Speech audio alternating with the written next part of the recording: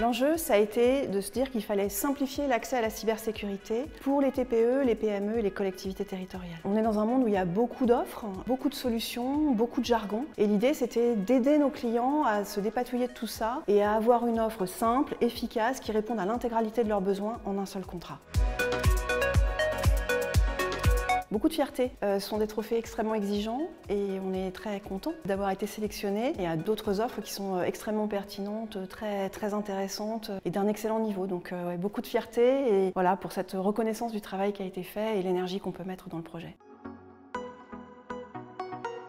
Ce qui a permis de construire l'offre et les rencontres les plus intéressantes qu'on ait faites, ce sont celles avec les clients que nous avons rencontrés tout au long du projet. Ça nous permet de nous confronter à la réalité, de vérifier si ce qu'on est en train de faire est pertinent, de voir quels sont les besoins, quels sont les freins, les difficultés que chacun rencontre et auxquelles on pouvait essayer d'apporter une réponse. Donc c'est pour moi ça qui nous a toujours tirés vers l'avant.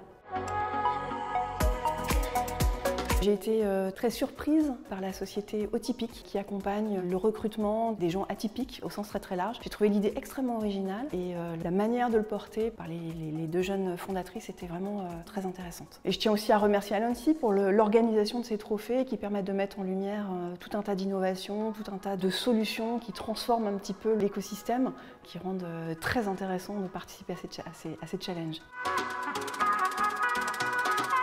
Mon rêve en 2025, c'est que toutes les PME, les TPE même, les collectivités territoriales prennent conscience de l'enjeu cyber et mettent un petit peu de temps, un tout petit peu d'argent pour se saisir du sujet. Aujourd'hui, on a une opportunité avec NIS 2 qui va tirer ceux qui vont y être soumis. Mais l'idée, ce serait que ça embarque avec une espèce d'aspiration tout l'écosystème pour se dire c'est vers là qu'il faut aller et c'est ça qu'il faut faire. Et vraiment, il y a un enjeu aujourd'hui de sécurité un peu nationale pour l'économie de la nation et il faut que cette prise de conscience ait lieu pour tout le monde, pour qu'ils puissent continuer à vivre dans leur écosystème et à travailler en toute sécurité.